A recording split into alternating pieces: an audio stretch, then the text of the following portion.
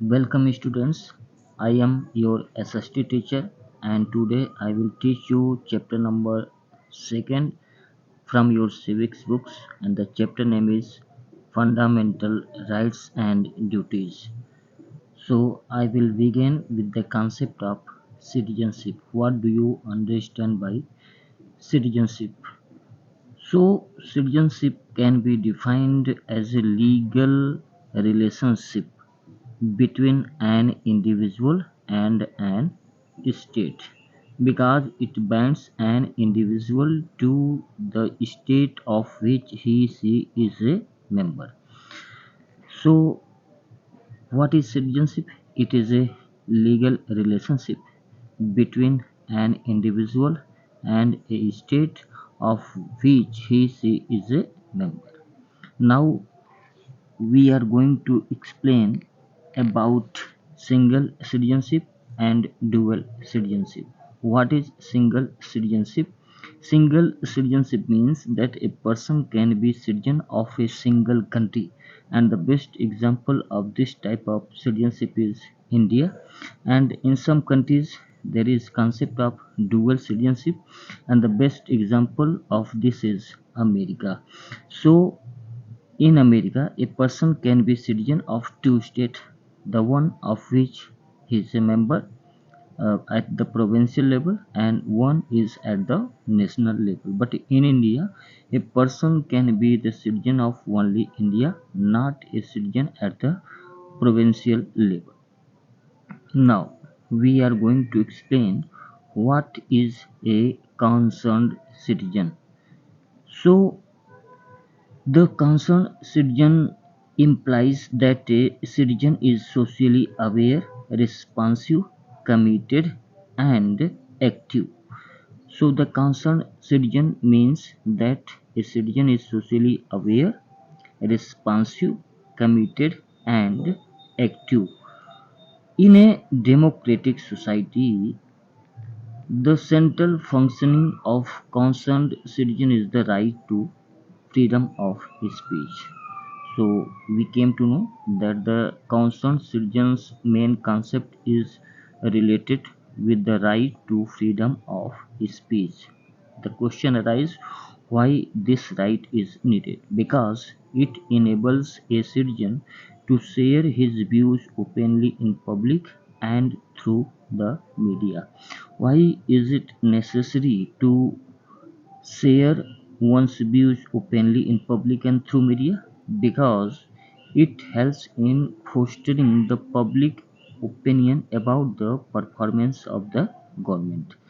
This paragraph is important because the the focus of the concerned citizen is to enabling him for the right to the freedom of speech, and right to the freedom of speech means that he is enabled to share his views openly in public and through media, and it is necessary because it fosters the public opinion about the performance of the government. People at large should be able to understand the policies framed by the government, and as a group of concerned citizens should be able to support or vote the government out of the power.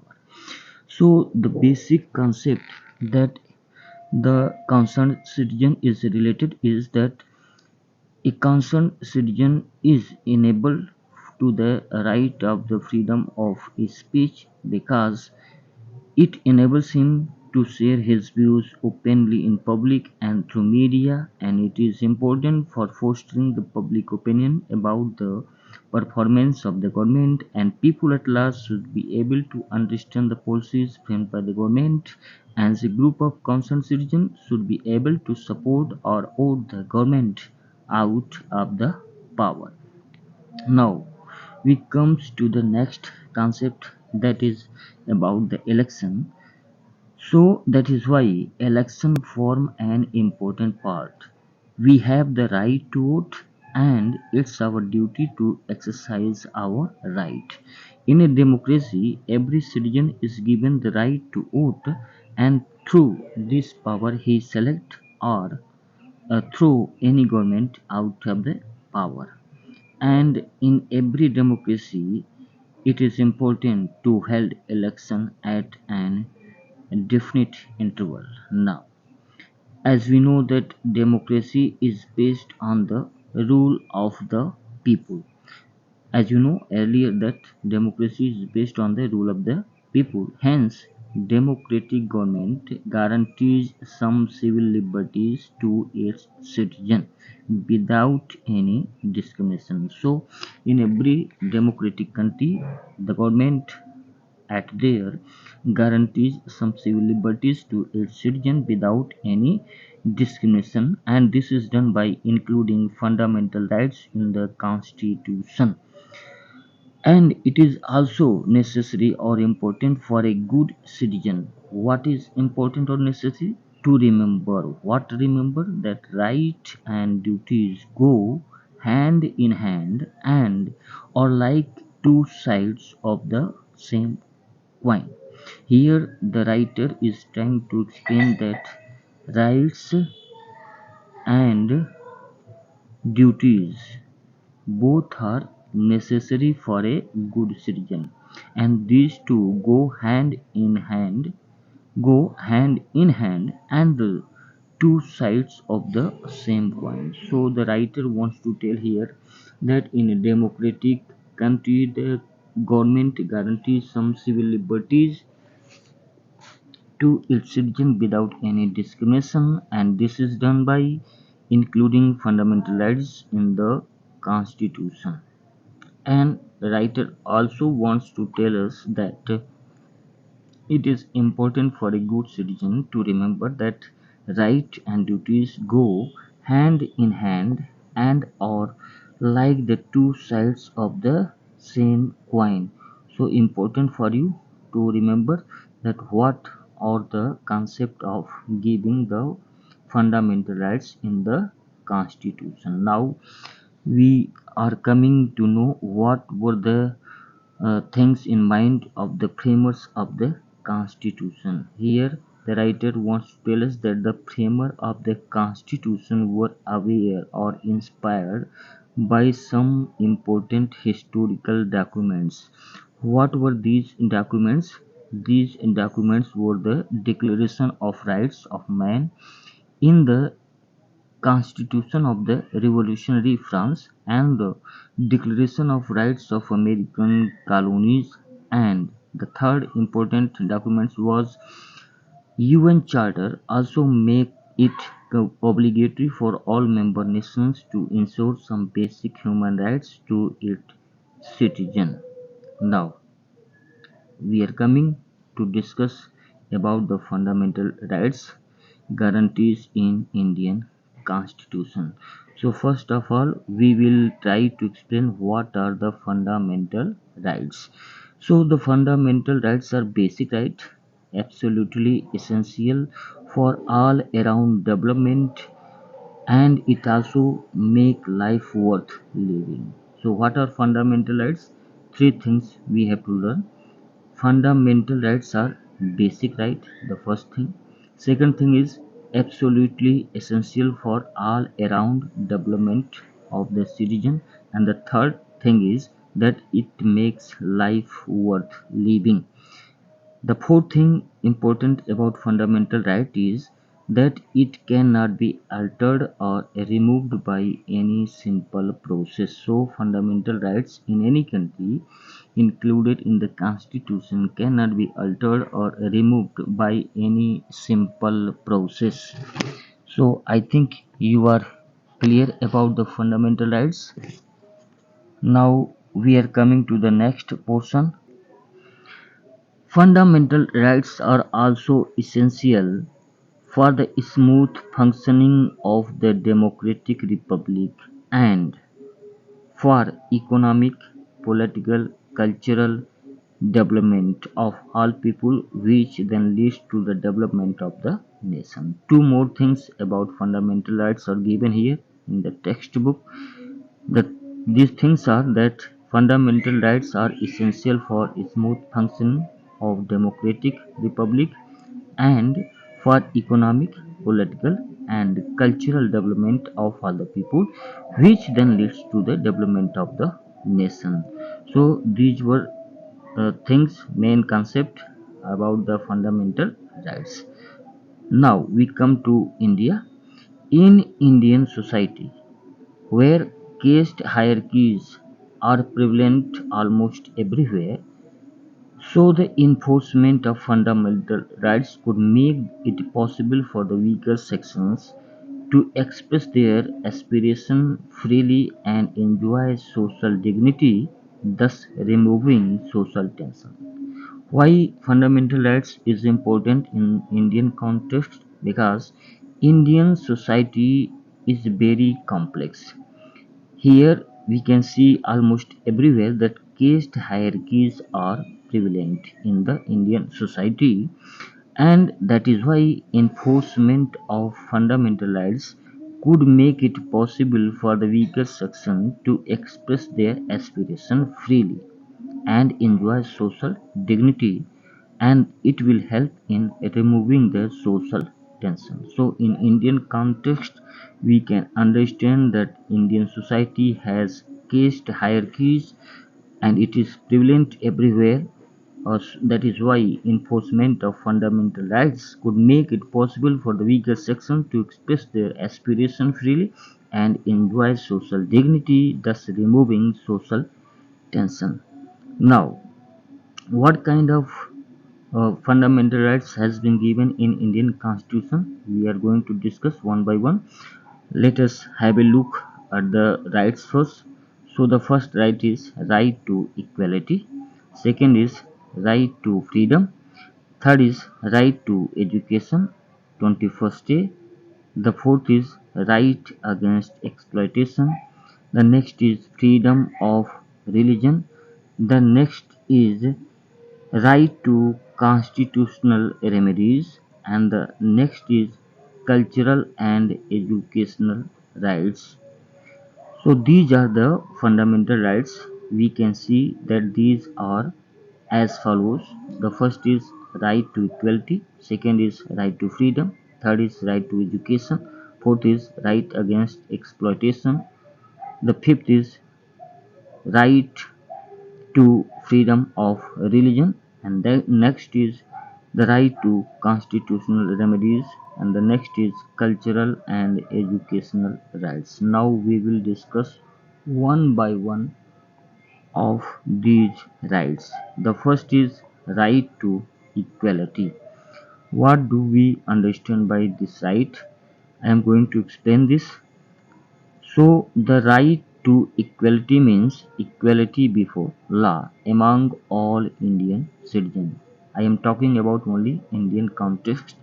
So equality before law is the right to equality, and it means that all Indian citizens are equal before the law.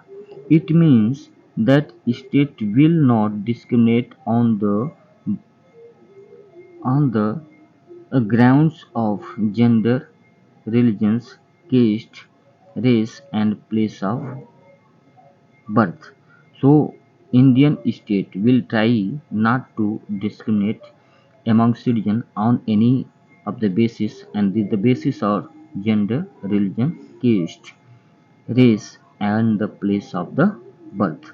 The next is no discrimination on the grounds of religion, sex, caste, with regards to shops, restaurants, public places, or in the use of wells, tanks, and public transport.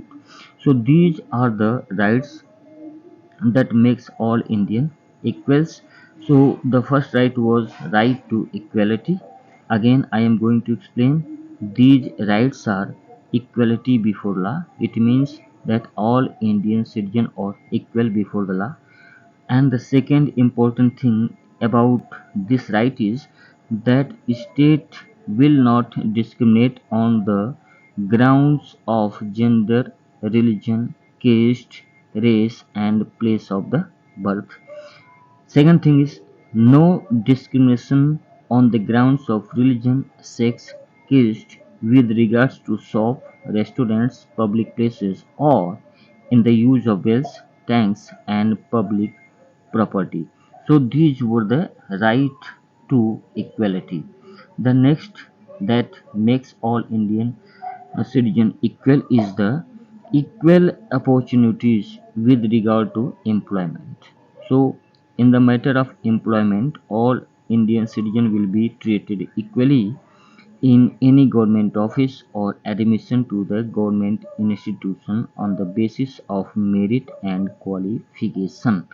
So state government will not discriminate among the citizen in matters of opportunities with regard to employment in government office or admission to government institution on the basis of merit and qualification. The next concept that makes all Indians equal or practice of untouchability is punishable offense, as untouchability is a offense against human dignity. So in Indian constitution untouchability has been banned and it declared a punishable offense because untouchability is offense against humanity or human dignity. So, and Gandhiji also fought against it throughout his political career. The next right that makes all Indians equal is the abolition of titles. So, in Indian Constitution, it has been stated that no person will use any type of title like Rai Bahadur, Maharaja, or Nawab conferred by the British. It makes all Indian equals, and it is that conferring any type of title is against the principle of the social equality. So the concept that we learned about the equality is that no Indian citizen will use the title conferred by the British like Rai Bahadur, Maharaja, Nawab, and because this type of things are against the social equality.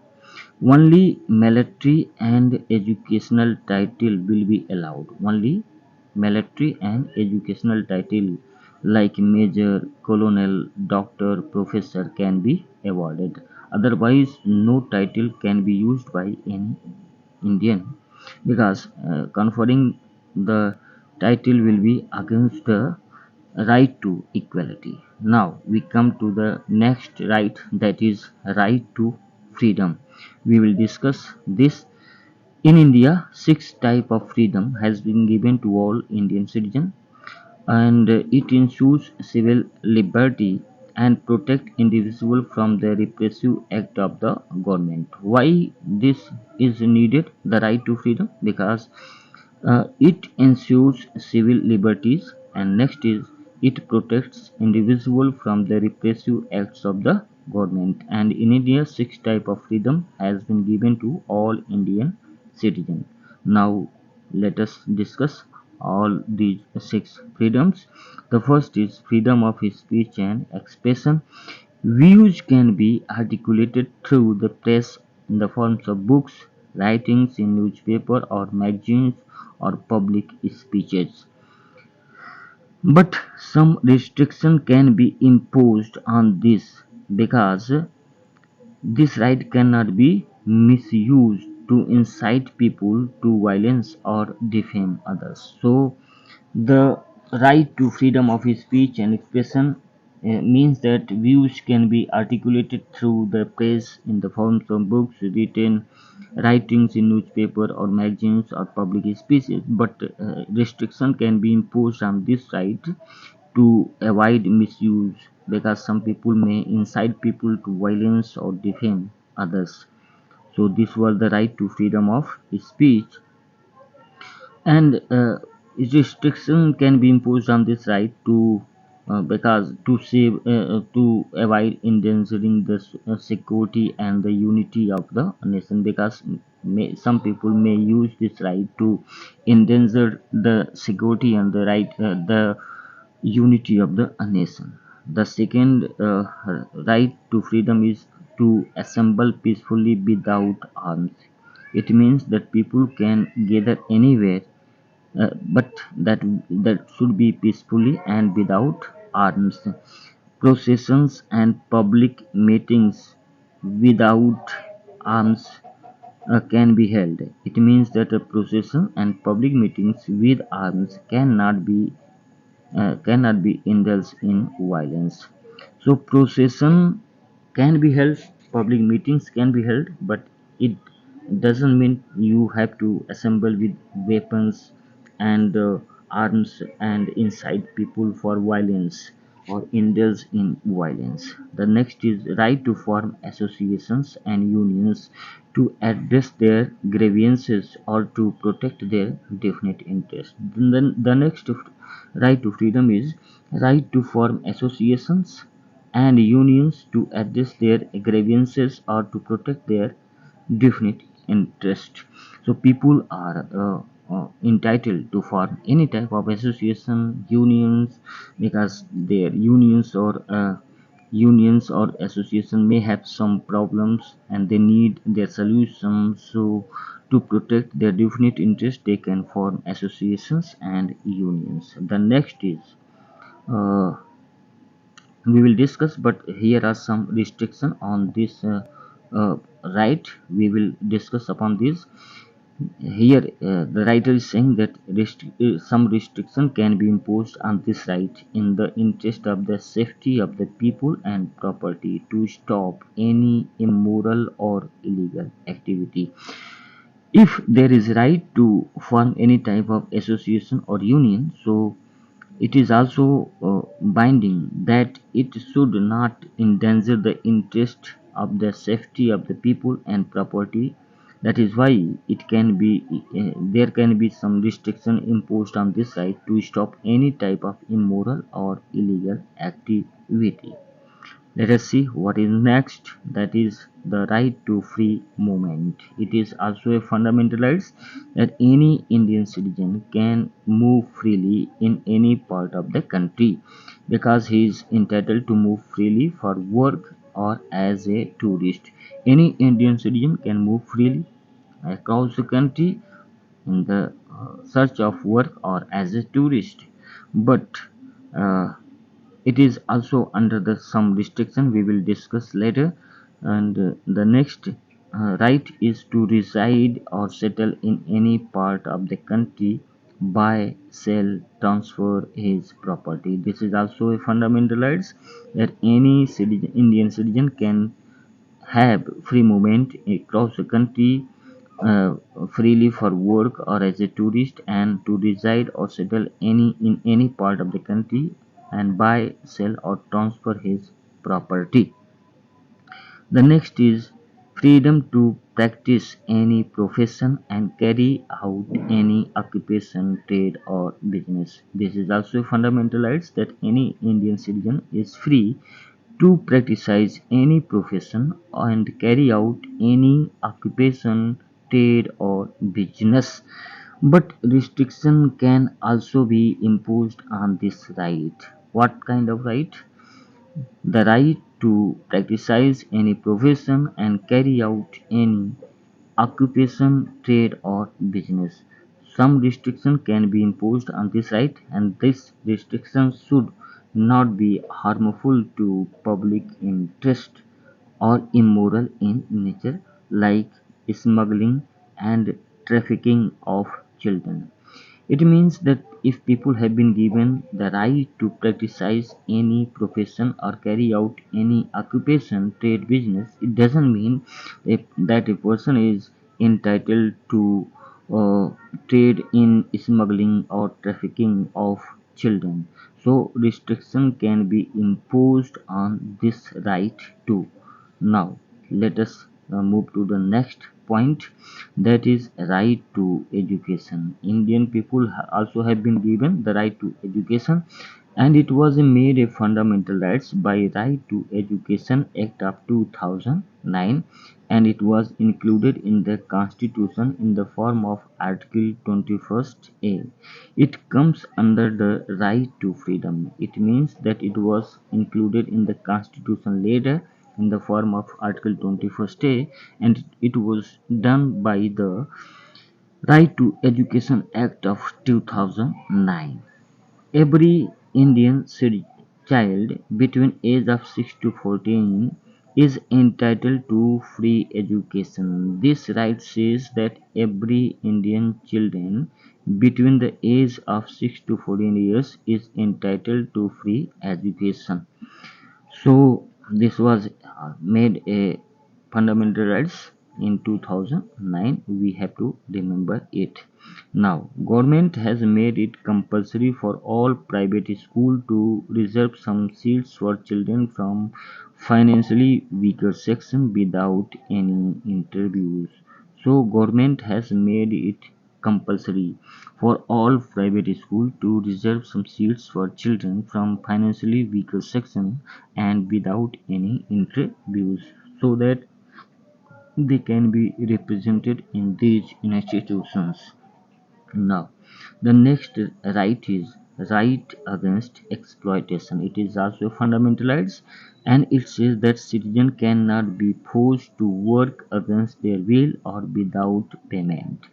So the right against exploitation says that citizen cannot be forced to work against their will or without payment. Some things also included in this right. These rights are that children under the age of 14 cannot be forced to work. It means that any children who is below the age of 14 cannot be forced to work. They can be protected under this article. We have seen some children working at shops, restaurants who are under the age of 14. So this article saves them to work there against their freedom. Now, the next is right to freedom of religion. It is also a fundamental right. The right to freedom of religion. Many religious communities live in India, and constitution guarantees equal status to all religion, and religion is treated as personal concern of individual. Government maintain a secular stance with regard to religion. So what is this right? This right says that in India, there live many type of religious communities, and constitution guarantees equal status to all religion, and a religion is treated as personal concern of individual. Government maintain a secular stance with regard to religion. So this was in the context of right to freedom of religion. The next right is cultural and educational rights. It is also has been given in the constitution. That is the cultural and educational rights. It says that in India there are many languages, many cultures, many religions, and in order to protect and safeguard it, minorities have been given or granted some rights, and they have been given right to preserve and promote their language, tradition, and open their educational institutions. So this right, that is cultural and educational right, it says that in India there are many languages, culture, religions. So in order to protect and safeguard it, minorities have been given or granted the freedom to preserve and promote their language, tradition, and open their educational institution. This is also a important right, and we have to remember it, that what kind of this right is. So this right is cultural and educational, because in India there is many type of language, culture, religions, and in order to protect and safeguard it, minorities have been given or granted the freedom to preserve and promote their language, tradition, and open their educational institutions. So this is a very important rights of Indian citizen. Now we come to the right to constitutional remedies, and I think this is the most important fundamental rights in Indian constitution, because all the above mentioned rights which we have discussed will be meaningless if they are not enforced or being violated by any person, group of person, or the state. All the fundamental rights that we have discussed in this chapter will be meaningless if they are not enforced or being violated by any person, group of person, or the state. So, to protect all the fundamental rights, our constitution guarantees the people to move to court to protect his her fundamental rights.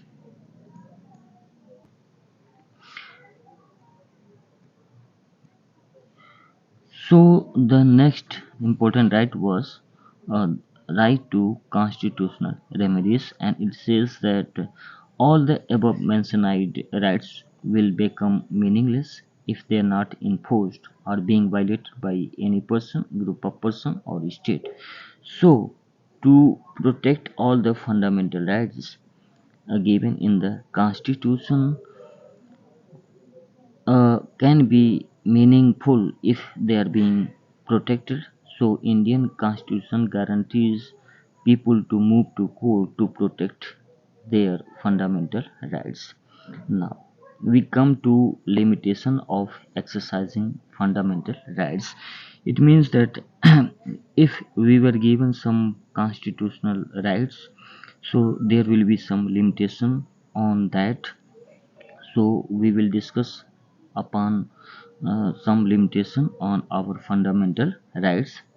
Let us see what are these limitations. The first limitation is one should exercise one's right with responsibility so that others are not harmed.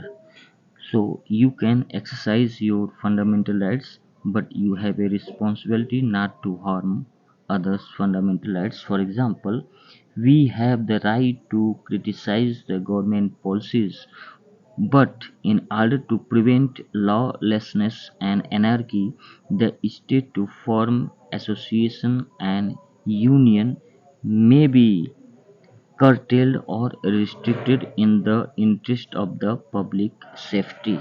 So the limitation is that you are entitled to criticize the government policies, but in order to prevent lawlessness and anarchy, the right to form association or union may be curtailed or restricted in the interest of the public safety. During war or crisis, a person may be arrested under the special laws such as Essential Services Maintenance Act, that is known as ESMA. So we have seen protest in the country, and that time this type of act are implemented. So limitation that we are discussing, that you are entitled to form association and unions, but in the interest of the public property or in the interest of the uh, public interest, it this right can be restricted or curtailed. And we have seen during war and crisis such type of action being taken by the government. During war and crisis, a person may be arrested under the special laws such as ESMA, that is Essential Services Maintenance Act. Now we are coming to discuss from where this word right originated, and this word originated from Old English word, that is right, adjective in the form of adjective noun, and right tune, that is verb written, and that is a verb or Germanic version related to Latin word rectus. Now we are coming to discuss on some fundamental rights, as we have stated in the beginning of the chapter that rights and duties go hand in hand. So what types of these fundamental duties are? Let us discuss. Rights are the claims of an individual recognized by the state. So here rights has been defined in the form of that rights are claims of an individual recognized by the state, but every right has a corresponding duty. It means that if you have a right, then you also have a duty, and both are corresponding to each other. So your every right has a duty. Let us see. While enjoying our right, most of us forget that we also have some duties towards our society and state. Because we have some duties towards our society and state, that is why if you are given some rights, then you are also given some duties to perform. Let us see what kind of these duties are. A list of fundamental duties were included in Indian Constitution by 42nd Amendment in 1976.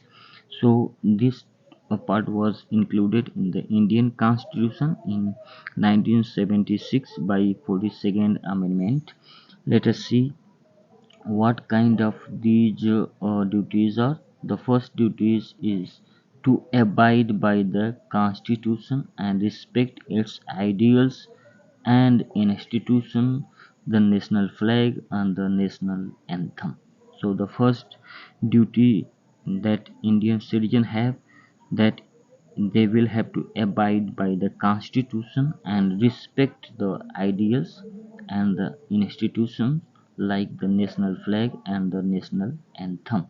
The next duty that has been given in the constitution is to value and preserve the rich heritage of our composite culture. As we have seen that we have been given cultural and religious right, so it's our duty to value and preserve the rich heritage of our composite culture.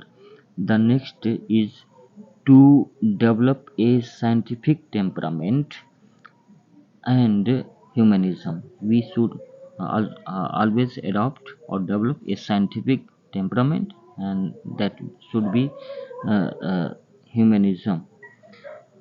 And the next is to safeguard the public property. It means it's also our duty to safeguard the public property and abjure violence. We should not incite people to violence, and we should not indulge in violence.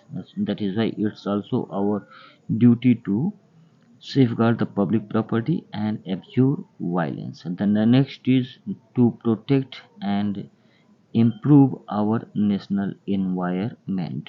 It is also our duty to protect and improve our national environment, and it includes a forest, lakes, rivers, and wildlife, and to have compassion for all living creatures. So, this was the end of the chapter.